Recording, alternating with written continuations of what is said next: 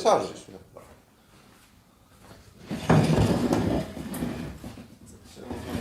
Вот сюда вот сбоку. Добрый день.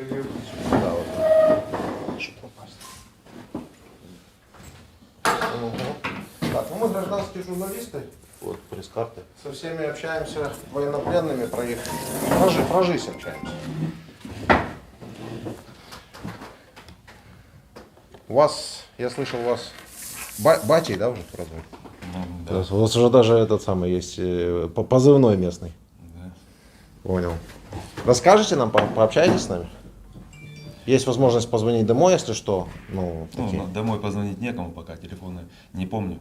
Один телефон жены помню, но она может быть в больнице. Поэтому хотелось бы, конечно, поговорить с кем-нибудь. Мы по базе сейчас посмотрим. Так, а... Можно, в принципе, попробовать на мой номер позвонить, мой телефон дома. Может, сын возьмет. Так, они должны взять? Ну, Так, если это кто-то форма есть. ваша, да? Ваша, в которой вы были? Почти не пострадала. Немножко Ну, чуть-чуть, да. Самый малый. постирали. То есть мы не выпытываем каких-то там секретов государственных, которых вы к тому же и не знаете, скорее всего. А общаемся, для чего мы общаемся? Для того, чтобы там люди посмотрели в России тоже, такие как вы, ну, с вашего региона, по крайней мере, там ваши там знакомые, ну и подумали, им надо вот это вот все или может быть не надо. Вот в чем заключается смысл нашего общения и, в общем-то, его цель. А разговор добровольный. Если вы не хотите говорить, вы можете сказать, ребят, я не очень мне хочется разговаривать, тем более там попадать на запись, я пойду. Ну, как бы сильно разговаривать не хочется, если честно сказать. Да. Ну, смотря какие вопросы будут. Любой вопрос, который вы не хотите отвечать, вы можете сказать, я на него не хочу. На этот вопрос я не хочу отвечать. Хорошо, я понял. А так в целом, на те вопросы, которые вы можете ответить, вы можете ответить, правильно? Да. Не против. Хорошо. Скажите вашу фамилию, я сейчас смотрю по базе, может есть на вас заявка. Яковенко Николай Николаевич.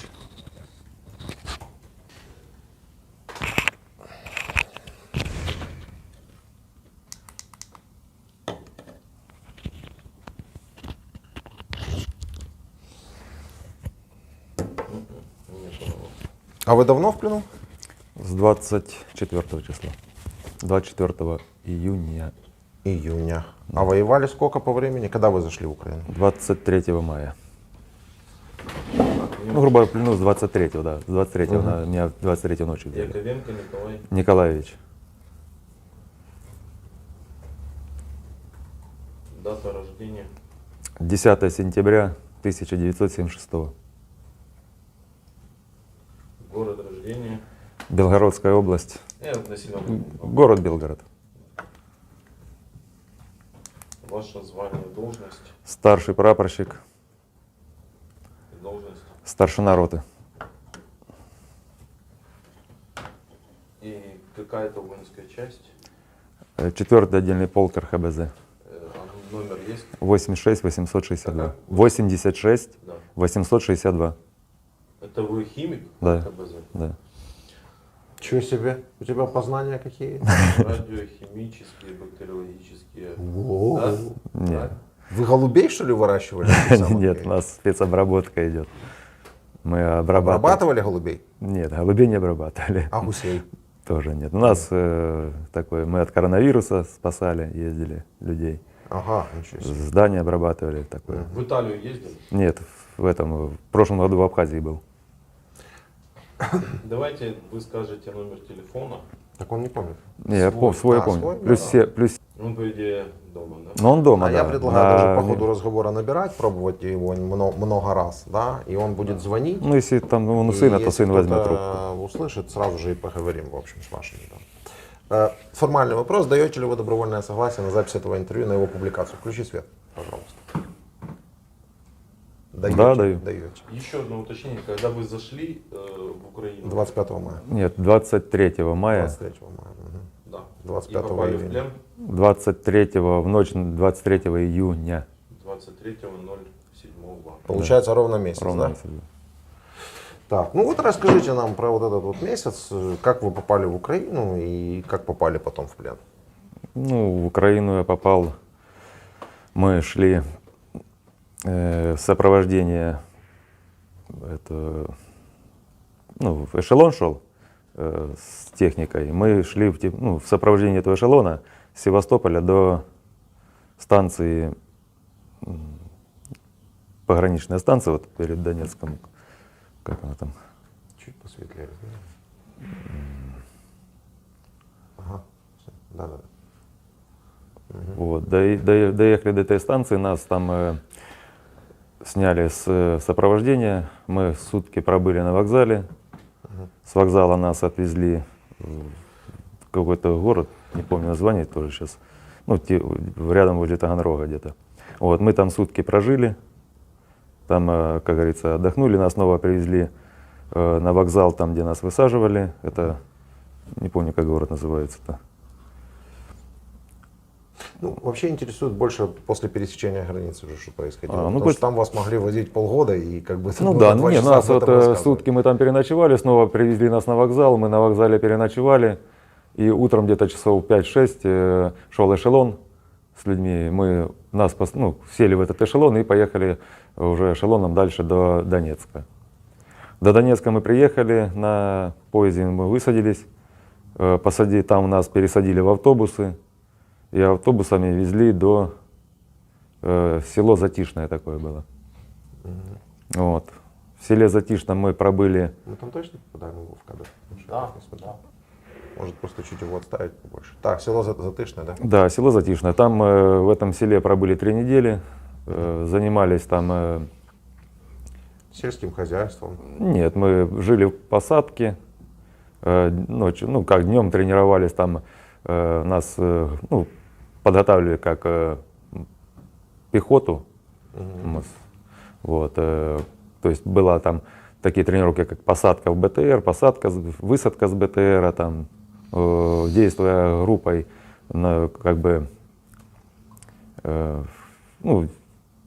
действовали группами как бы. Вы давно служите, я прошу прощения? С 94-го года. С 94-го года. Да. Звание еще раз? Старший прапорщик. Старший прапорщик.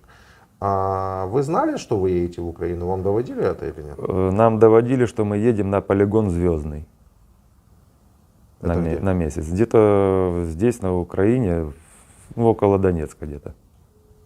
Вот. Нам сказали, что мы едем Сначала мы сопровождали как бы технику эшелоном. Вот. Потом сказали, что мы, дальше наше движение было продолжить до полигона Звездный на переобучение. То есть переподготовка, переобучение, вот такое вот. А вас обманули, что ли, получается? Мы не попали на полигон Звездный. Я понял, так обманули или нет? Или как? Получается, что где-то да. Понял. Потому что изначально команда наша должна была ехать на полигон Звездный на месяц. И что делать там? На полигоне Звездный? Вот уж, я не знаю, сказали, переподготовка какая-то. Вас это не смутило, что у вас переподготовка должна быть, вы служите с 94 года на территории Украины? Смутило. Смутило? Ну, Вы не конечно, задавались как. таким вопросом? Уже как бы было поздно задаваться этим вопросом. Уже приехали. Понял. А вот это вот по поводу батя и что это такая история, не совсем я ее понял, что вы вместо сына якобы поехали в Украину? Можно сказать так. Не то, что вместо сына, чтобы он не поехал, как бы это раз. Он молодой еще, как бы, и тем более у меня жена болеет, и он остался один, и 2 несовершеннолетних брата у него. И у него? Да. То есть у меня 3 сына. У вас 3 сыновей? Да. Вот он старший, и еще 2 есть младших. Они несовершеннолетние. Вот, как он бы. достиг призывного возраста уже, Он да, служит получается? тоже. Он служит. Да. И был какой-то такой выбор, вот он не поедет, а я поеду или как? Все равно кого-то бы отправили.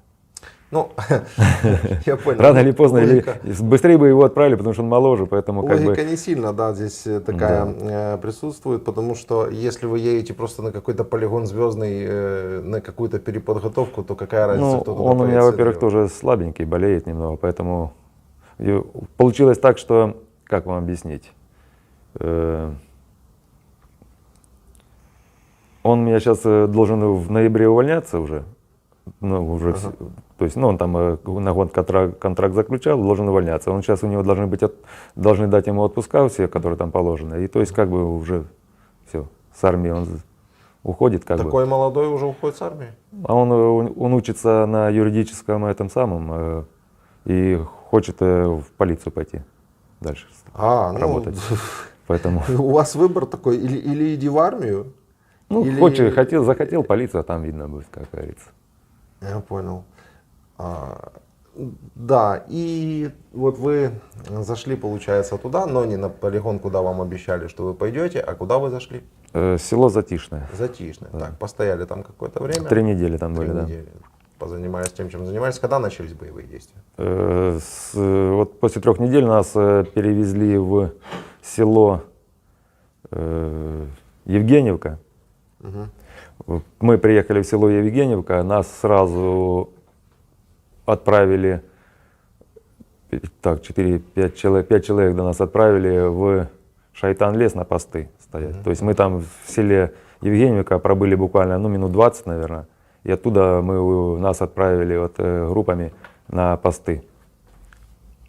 Там на постах мы простояли 3 суток в лесу.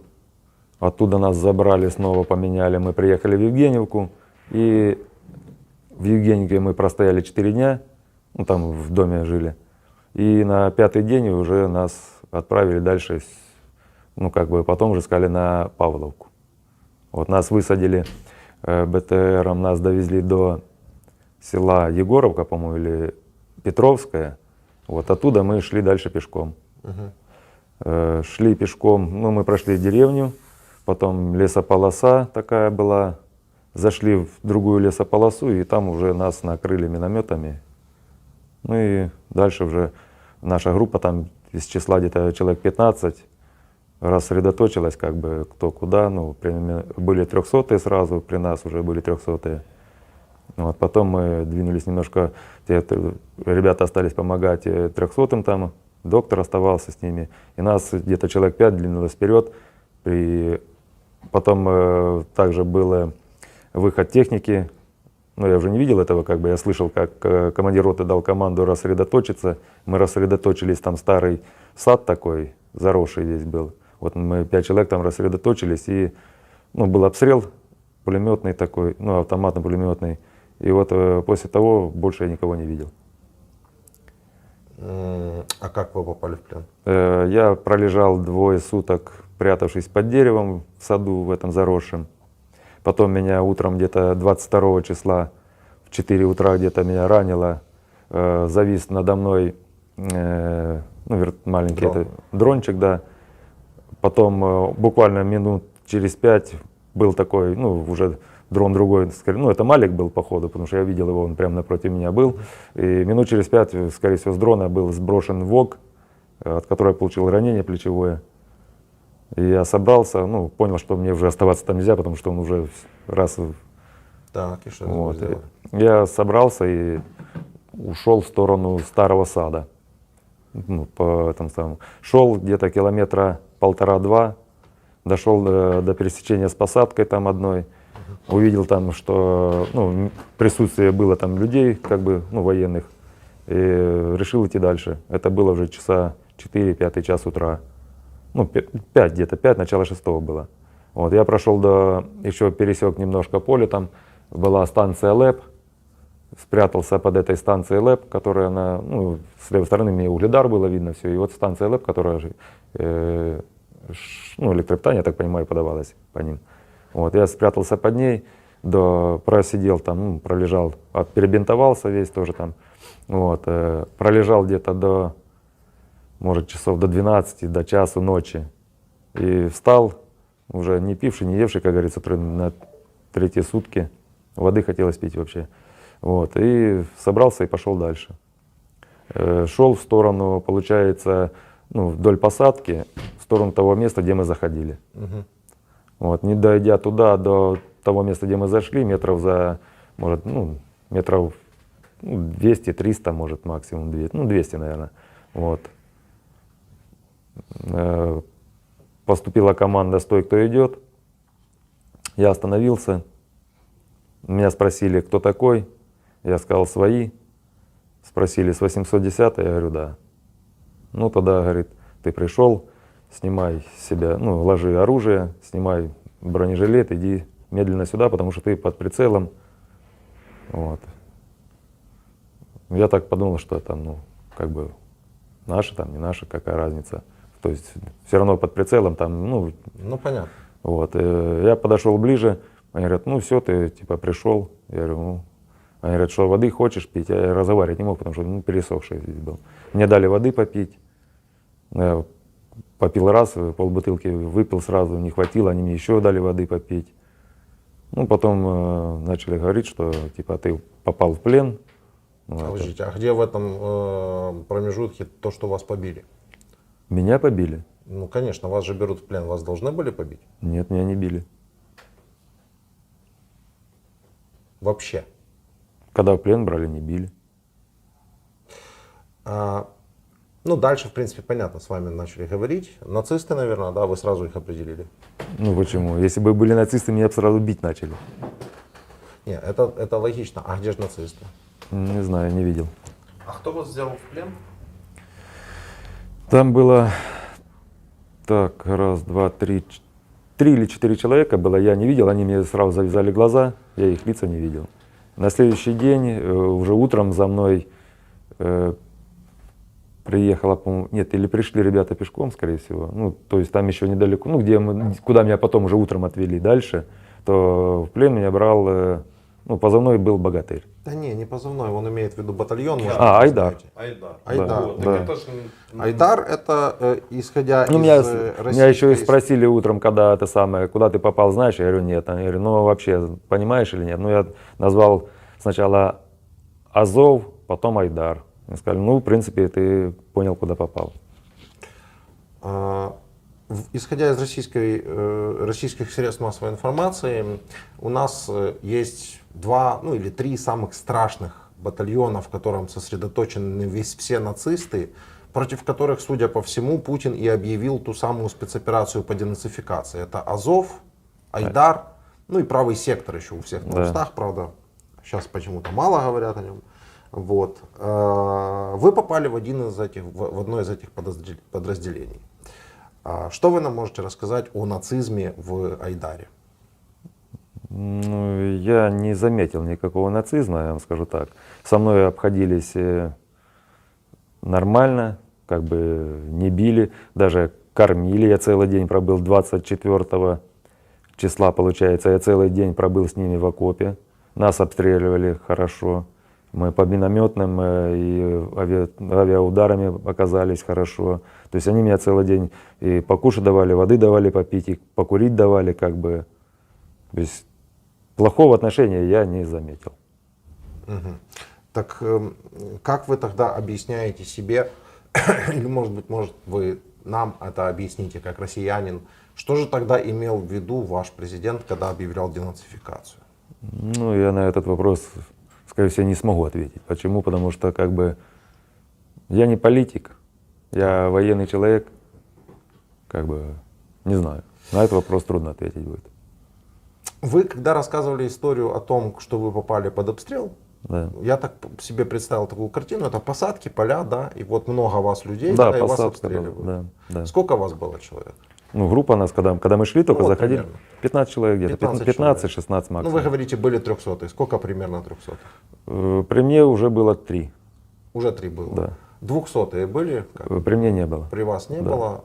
Ну, Я не видел, 200-х не было, потому что люди начали, вот, когда обстрел начался, мины начали ложиться как бы рядышком. Там, вот, были, ребята кричали, я 300, я 300, я 300, но 200-х не было. понятно, но 200 не кричат. Ну да.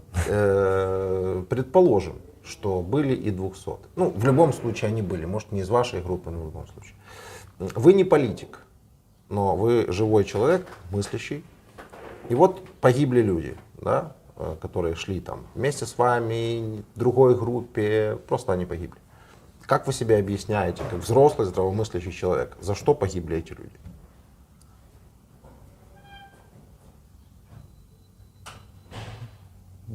Здесь тяжело ответить на этот вопрос. Я даже не скажу, как бы, за что они погибли.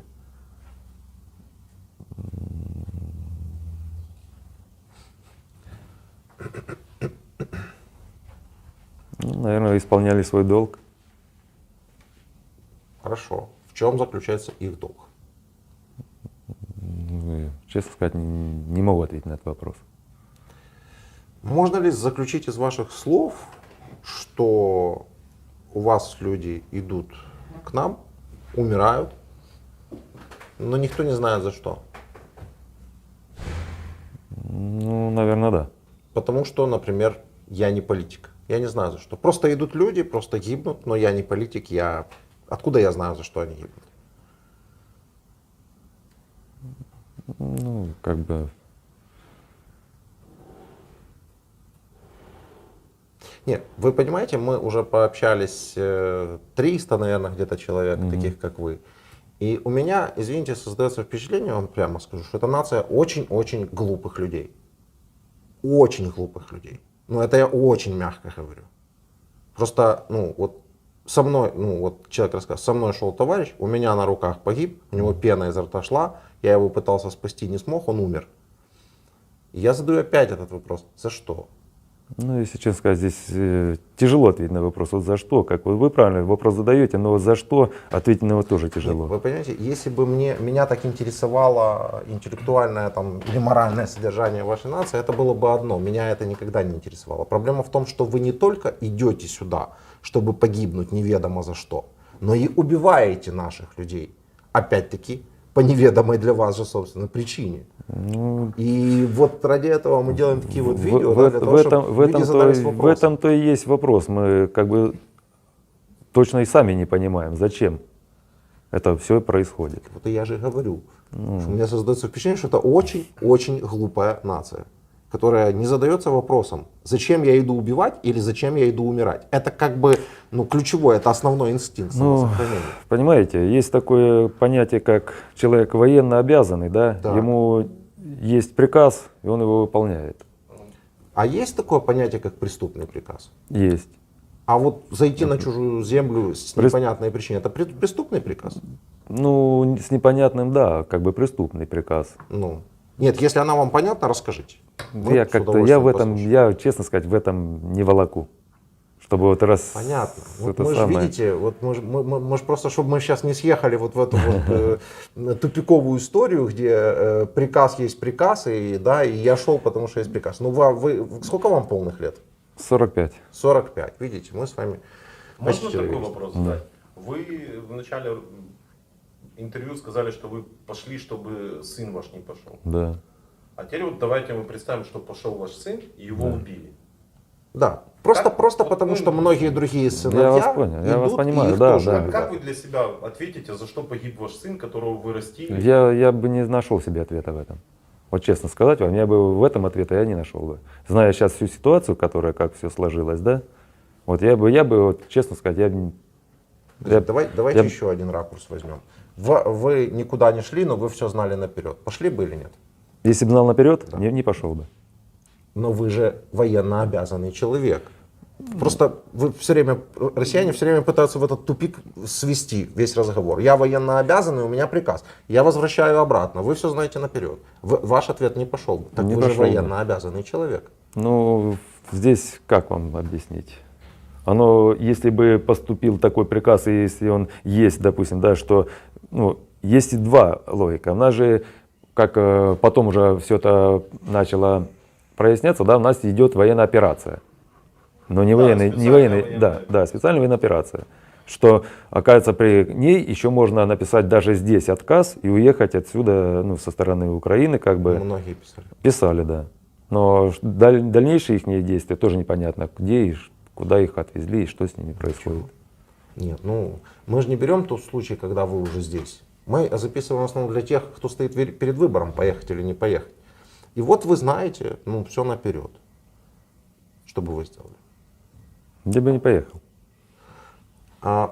Еще раз доношу, каждый раз в каждом видео россияне пишут отказы, и максимум, чем им это угрожает, это увольнением со службы. То есть вот не больше и не меньше. Некоторых увольняют, некоторых оставляют дальше служить. По какому принципу мы не Ну, знаем. это вот у нас тоже много ребят, которые написали отказы, уже здесь писали. Мы тоже собирались писать отказы, но просто у нас, ну, как бы не было времени. Не то, что не было времени, а у нас не хватило того вот именно, может, даже того же полдня, который мы тоже хотели написать все отказы там. Нас просто, мы уехали уже дальше в продолжении, как говорится, нашего движения. Вот, а были изначально, вот ребята два, утром у меня молодые ребята были, вечером мы ну, как бы там, где мы жили, заступили дежурство, все там ночное дежурство, ну, в доме, где жили, да, они подходят ко мне и говорят: батя, мы, говорит, напишем отказ. Я говорю: ваше право, молодцы, как бы, то есть выбор сделали сами. Вот, утром они встали и с моего разрешения также пошли к замполиту, написали отказ. То есть не было какого-то осуждения этих людей в коллективе? Нет. Потому что уже, судя по этой ситуации, поначалу, когда еще только приехали, там были люди, которые там хотели отказаться только из-за того, что они содержатся в условиях там, ну, что не помыться туда, ну, такое, понимаете, да? Да, не хотели. А когда уже ситуация стала, видимо, ясной, вот, уже осуждения этим людям не было.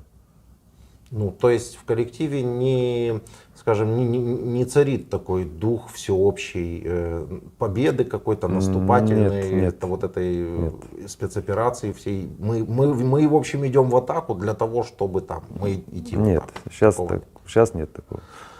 Это может быть, когда, знаете, человек еще не видел, не знает ничего, тогда он может быть еще такой активист, как говорится. Одно дело это на митингах кричать, совсем другое дело это пойти и попасть в вашу ситуацию. Это же как бы разные вещи. Вы сказали, вы жили в каком-то доме. Да. Это частный дом был? Да, это частный дом был. Как была процедура? Вы выбрали частный чужой дом? Что там? Нет, процедуры не было такой. Я же вам уже говорил, что изначально мы приехали, мы только в Евгеньку заехали, через 20 минут мы только с себя посбрасывали ненужное, нам сказали сбросить все ненужное, взять нужное, и нас сразу увезли в лес на посты. А что вы ели все это время? Сейчас, подожди, про дом же. Да. Вот, в лес на посты мы уехали, через 3 суток нас поменяли, мы приехали, где уже ребята жили в этом доме. А что это за дом? Это было там двор, во дворе 2 дома было. Ну, такие уже старенькие дома. Вот, Частные? Частный двор, и там во дворе было 2 дома. Вот, ну, где ребята уже основались, как бы, пока мы... Там имущество людей было, которые жили? Ну, там, да, было... Это были жилые дома, которые люди оттуда уехали? Ну, там, скажем так, по всему видимому, жили дедушка с бабушкой, которых уже, скорее всего, в живых нет, ну, как они умерли своей смертью, я имею в виду. Вот, приходила хозяйка, вот, когда мы уже приехали, приходила хозяйка, женщина. То есть она как бы, ну, посмотрела, что у нас там, ну, как бы хаоса нету, порядок, там вещей так какого не было, кроватей тоже, в принципе, не было такого. Вы сняли дом, по сути, да? Ну, я не знаю, мы приехали, получается. Как у вас ощущения как военный, тем более вы старшина, вы занимаетесь обеспечением личного состава там, вещами, там, всеми вот этими приколами. Да. Вы должны были жить в вашей какой-то палатке, либо в полевом лагере, а вы, по сути, пошли, забрали чужое заняли частный дом, то есть как угодно можно это обосновать. Как это вот с армией связано? Ну, как-то трудно на этот вопрос ответить. Мы должны, да, у нас должен быть свой полевой лагерь какой-то или что-то. Вот. Поэтому как-то... Ну, вы поступили, по сути, как оккупанты. Вы пришли, забрали чужое имущество. Стоп. Мы не... Они поступили как оккупанты в тот момент, когда их ботинок перешагнул нашу землю. А здесь уже не просто как оккупанты, здесь уже к слову оккупанты нужно добавлять. То есть, наверное, оккупанты ведут себя по-разному. Одни более порядочно, другие менее порядочно. Одни насилуют людей, другие грабят, третьи мародерят, 4 просто занимают частные дома и считают, что это как бы в порядке вещей-то. Ну, это не в порядке вещей, конечно, я с вами согласен здесь. Не в порядке вещей. Но как бы мы никого не выселили с этого дома, ничего там не взяли. Как бы я понял. лишнего. Эти все вещи, конечно, мы охотно верим в них, да, просто. Ну, я не верю. Но находим российских солдат с золотом и долларами в карманах. Ну, вот в семье не без урода. Да, А вы не пробовали задать этот вопрос командирам? Почему мы должны жить в чужих квартирах, в чужих... У меня времени не было задавать его. Я вам говорю, я приехал, мы приехали, через 20 минут меня этим же БТРом увезли в лес. Ели вы что? Ели. Так, у нас были ИРП с собой, очень нам, ну, как привозили ИРП. Ну, ИРП это индивидуальное рационное питание для военнослужащих. То есть вот в основном их ели. Хорошо, а погреба, закрутки и все такое прочее? У нас там был подвал, но он был пустой. Понял. Он пустой был, там не было Я ничего хочу вообще. вернуться к слову долг. Вы все-таки сказали про долг. Вот. Он выполнял свой долг. Я так понимаю, это какая область? Запорожская? Где вы были? Какой населенный пункт? Затишно, нет, не Затишно, Евгеньевка. Затышно, Евгеньевка. Евгеньевка. Ну, это рядом. Даже не важно, это Украина, территория Украины. Ну да, да. Донецкая область. Да. Какой может быть долг у вот россиянина, российского солдата на территории Украины? Опять-таки хочется понимать. Да я и сам не понимаю. Понял. На этом, поскольку дозвониться мы не можем, Да, А можете я на другой слышу. номер позвонить? давайте. Плюс 7978. Как в части у вас настрой был ехать повоевать? Я стоял в наряде. В 3 часа дня мне довели, что меня прикомандировали к 810-й бригаде. Я сдал оружие и уехал в 810-ю. В 18:00 приехал и уже определили, какая рота, какой батальон. И на следующий день, грубо, мы уехали уже эшелоном. Настрой как-то был так. Вообще какие-то же разговоры, наверное, между вами там велись. Я не успел об этом поговорить. Я вам... Не, хорошо, по-другому. Это был уже май месяц. Много из вашей части уехало на войну? На войну мало уехало, в основном на усиление. Там у нас в воинских частях поставил, ну как бы по людей, ну у нас не так много в полку, но как бы больше на усиление воинских частей разъехалось. Вот, ну как бы у нас есть понятие такое усиление, это значит группа усиления, в нее там входит в состав людей, там допустим 10-12 человек вот, в каждую. И вот усиляем там воинские части, которые там арсеналы, там такой вот. Большинство вот в этом. Ну и стрелковые батальоны были, которые и на усиление там ехали границы вот Армянска туда, в сторону Херсона. Так как бы военных, чтобы именно воевали, таких как бы... Да что вы могли бы передать или обратиться? Вообще, вы можете обратиться в первую очередь к своим, потому что эти видео россияне смотрят, активно мониторят, вот, ищут своих родственников, поэтому вы можете обратиться к ним, сказать, что с вами, как с вами, там, обращаются и так далее. Ну и что вы можете передать российским своим согражданам, вот, которых тоже вот, хотят отправить в Украину.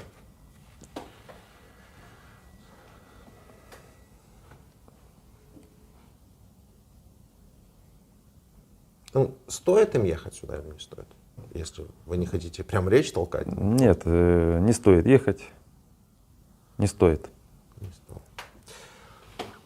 Ну, вы без ранений или вам оказали медицинскую помощь? Да, у меня ранение вот, плечевое, вот, мне оказали медицинскую помощь. Спасибо очень так.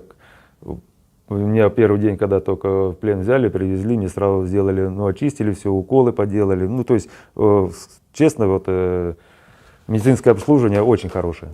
Хорошо. Если мы откинем всю чепуху про вот эти вот денацификации и так далее и тому подобное, что мы-то с вами прекрасно понимаем, что это полная ерунда, да, то есть там какие-то ультраправые, там в Украине и в России есть, короче, можно и у вас там их поискать, если сильно захотеть, да, их почему-то ваши ищут у нас, но если все вот это откинуть, вы понимаете, что цель России и цель, в частности, Путина, это захват Украины, захват территории Украины? Как бы, вот, понимаете, ту информацию, которую мы смотрели, да, и та информация, которую здесь ты видишь, вот, она совершенно не совпадает с тем. Давайте попробуем исходить из объективной информации. По Объективная информация, то, что видели вы своими глазами. Вот как вам сказать, вот смотрите, вы говорите, как вы считаете захват? Как я могу считать захват, когда я с 20 мая, грубо говоря, средств информации никаких не знаю и не вижу? Так это не средства массовой информации, это не объективная информация. Вы не знаете, сколько там заказухи, сколько там пропаганды. А ваш ботинок вступил на украинскую землю? Так точно. Вступил. Да. Это объективная информация? Объективная, да. Объективная информация. Цели вы понять не можете. Цели до сих пор понять не могу. Таких ботинков, как вы, очень много. 150, минимум 150 тысяч пошло в первой только волне. Почти дошли до Киева. Почти дошли до Киева. Скажите, пожалуйста, исходя из этой объективной информации, этих объективных данных, на что похоже? Похоже на захват. На попытку захвата. Да, попытка захвата. Понятно, что если бы у них получилось, они уже с орденами бы все там по Хрещатику сейчас ходили. И, Цветы. Да, марши играли бы. И все. Согласен. Такое. Сюда даже ОМОН гнали. те вообще с такими вот глазами смотрят, там большая часть погибла, но те, с кем мы успели пообщаться, говорят, я вообще ничего не понимаю. Мы не должны вообще выезжать за территорию страны. Так Да. мало того, что их сюда погнали, у них еще и щиты с дубинками в машинах ехали. То есть у вас ваш сумасшедший фюрер, назову его так, потому что я думаю, вы особых отличий не назовете сейчас. Да? У них даже речи сходятся. Речь Гитлера перед вторжением в Польшу и речь Путина, они совпадают на 80%. По сути, все посылы, все подачи. У меня есть этот ролик, предлагаю всем посмотреть, дам переход. Пожалуйста, ребята хорошо поработали, сделали хороший средств информации. Так вот, никакой другой цели, кроме как захват территории, здесь Получается, не да, может потому быть. что... Они уже и порядки, то есть, хотели наводить дубинками и щитами. Не просто захватить быстро там за 3-4 дня, но уже и порядки наводить. Свои А потом вот порядки этот самый да. парад на Хрещатике. Ну, им снилось это, они себе так Понятно, себе да. Так вот я пытаюсь понять. Ну, вы мне не ответите на этот вопрос, гарантия. Но все-таки простому российскому мужику это зачем? Не знаю. В Вот России есть проблемы свои, скажите? свои какие проблемы? В России российские проблемы вот внутренние Конечно, как у есть. государства. Конечно, есть. Их нужно решать? Нужно. Нужно решать. Как вы думаете, населению России рациональнее идти в Украину, захватывать Украину, или все-таки попытаться решать свои проблемы? Решать свои проблемы, конечно, надо. Наводить порядок во всех планах. Ну, они ж все, у меня все. Нет, не все. Да, мы... Во-первых, я пробую дозвониться. Да. Там разговаривать мы по еще телефону. добились... Мы Ну, еще это жены, добились, номер телефона моей жены сейчас, который вы набираете. Да, мы еще добились вот такой вот истории, что это документы, которые вы можете подписать, и мы вас вывезем на вокзал, дадим вам деньги на билет, поедете домой. Одно единственное условие, выезжаете вы в российской форме, в форме российского солдата, вот, с шевронами, со всеми делами, и подписываете, что никто ответственность не несет за то, что с вами случится. Пойдете на такой шаг? Нет. Почему? А что? Один поезд, и вы где-то под Белоруссию или где-то там Нет, не хочу. под оккупированными территориями или под Россией даже. Не буду я подписывать это. Знаете, в чем смысл вопроса? Почему? Ну вы же думаете, что вы освобождать тут кого-то от чего-то пришли. Да никого мы не будем освобождать и не освобождали. И не Мы освобождать. так не думали даже, что мы кого-то будем освобождать. А в России думают. Ну, это что в России надо вот думают, кого-то видите. Это освобождать. они так за нас подумали, а мы думаем по-другому. А вот у нас вопрос. Почему, если вы пришли кого-то освобождать, ни один российский военный не готов выйти в своей форме просто к вокзалу в любой украинский город? Просто потому, что от военных вам ничего не угрожает. Они вас обратно возьмут, запакуют и привезут в плен, сдадут. То же самое полиция. А вот гражданские могут, извините, по частям разобрать. Им есть за что это делать. У людей родственники погибли. Ракеты в города в украинские летят до сих пор. Да. Просто летят. Просто недавно прилетело в торговый центр. Просто в торговый. Люди вышли за покупками или на Нам работу. рассказывали, показывали видео. Просто. Ну, там не маш, там со всех камер, со всех ракурсов есть. Там россияне пытались рассказать, что там никого не было. Чеки есть, где люди за секунду до этого рассчитывались. Видео, камер, полностью все есть. Российская пропаганда говорит, это фейк. Или может быть это мы снова сами себя. Да. Непонятно. Но я вам говорю, я не хочу углубляться, я просто говорю, что гражданские растащат на запчасти просто. Вы не воюете с какими-то нацистами. И никогда с ними не воевали, потому что их здесь по сути никогда и не было. Потому Да, что мы это нацизм увидели. это когда одна нация ставит себя выше других. Вот это то, что сделала Россия и позволила себе таким образом вторгнуться. Аргументируя это денацификацией, демилитаризацией, хрен знает чего, блин, понимаете? Да. Защитой русского языка, это тоже признаки нацизма. Там, высшая раса, высшая культура, высший язык, вот мы идем там защищать. Нацизм, он не в татуировках, потому что на ваших солдатах их достаточно, и на наших они есть. Ну, это есть. Но это так, это личные какие-то там убеждения, взгляды человека. Это не государственный нацизм. Потому что нет таких нацистов и никогда не будет, которые не вторгаются, а защищаются. Понимаете? Ну, представьте, как у вас все перевернули в этой пропаганде. Мы в Украине защищаемся, Да. А они говорят, мы нацисты, мы идем кого-то от кого-то защищать. Хотя тут весь народ Украины объединен против вашего вторжения. И как вы сами говорите, вы никого не защищали. Вот и все. Все, Дим. Ну, мы же можем просто сидеть. О, видишь, получилось. Это кто? Это жена ваша? Да. Добрый день. Добрый. Я журналист из Украины, меня зовут Владимир. Ваш муж у нас в плену, вы знаете об этом? Как это? Ну как, вот так вот, в плену у нас находится. О, Господи, а как вас зовут? Меня Владимир. Фамилия моя Золкин, я журналист из Украины. О, Боже мой. А вы думали, он где? Сколько он времени там находится? Не, ну а вы думали, он где? Ну, честно говоря, я не знала, что он там. Мы просто с ним не живем. А, вы не общаетесь. Смотрите, вы хотите с ним поговорить? Конечно, хочу. Да, но этот разговор происходит под запись и для публикации. Это будет в качестве интервью. Я вас должен предупредить об этом. Вы услышали? Господи. Да, я услышала. Услышали. Я передаю трубку. Вот там разберетесь. Да. Привет.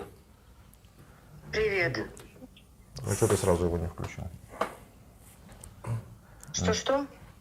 Что там, как Видео дела? можете включить, посмотреть на него. Видео работает у тебя? Блин, работает. Ну, включи. Чаю. Вот, как дела? Ой, блин. Да не важно.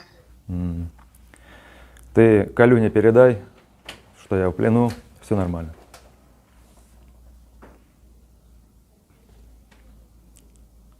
Хорошо? Все, спасибо. Что это запись? А она прервалась. Она Да. не прервалась, эта связь просто пропала на секунду. Да.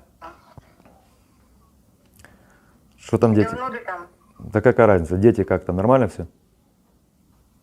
С детьми все в порядке, да. Калюня сегодня повез его на море, где-то уехали, где-то в зоопарк и на пляж.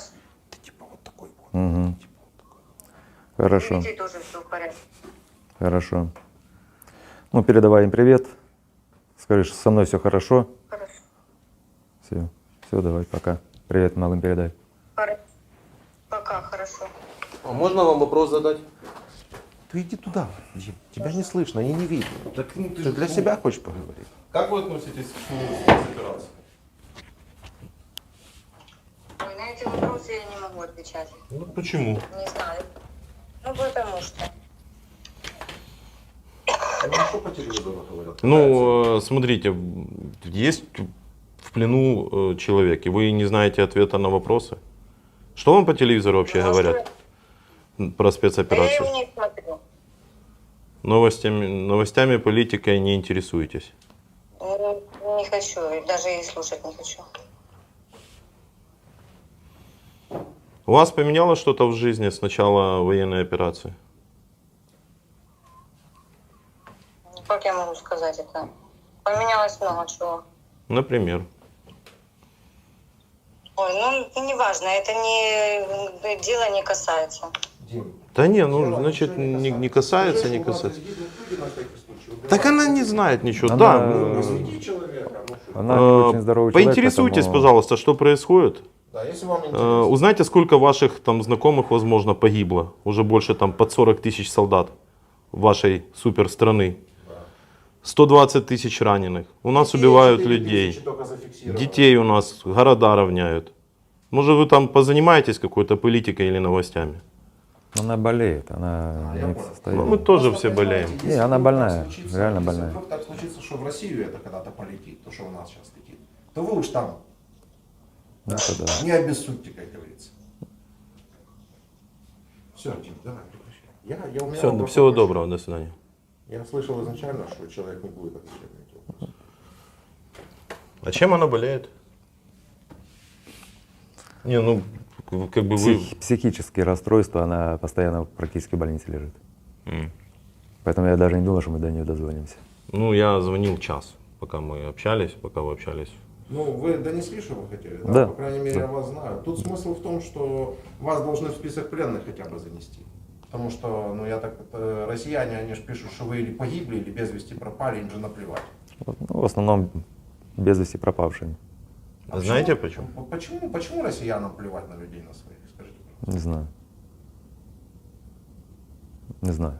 А где она живет, в каком городе? В Севастополе. В Севастополе? Да. Сейчас мы звонили в Севастополь. Да. И она не знает, что происходит? Я же вам говорю, она больная. Слушай, ну, сказали.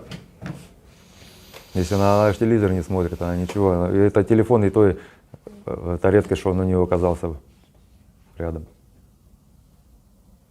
Ну, понятно. Всё? Как бы, ну, да, все. Все, можно снимать. Да. Очень приятно было с вами побеседовать. Даже некоторые... Лучше бы мы с вами не знакомились. Да, лучше лучше бы... бы- Лучше в другой остановке познакомились. Лучше бы это было в каких-то других Да, обстоятельствах. да, согласен. Нам было бы приятно, если бы вы нам объяснили, зачем это все происходит, может быть. Может, у россиян секрет какой-то есть, знаете? Есть люди, а мы не которые- знаем. есть люди, просто понимаете, я человек, привыкший работать руками, а не головой, поэтому физически руками я могу что угодно сделать. А политика я также не разбираюсь в этом, как и все остальные люди в этом. Я не знаю, что вам сказать по этому поводу. Спасибо. Все, спасибо вам. Да.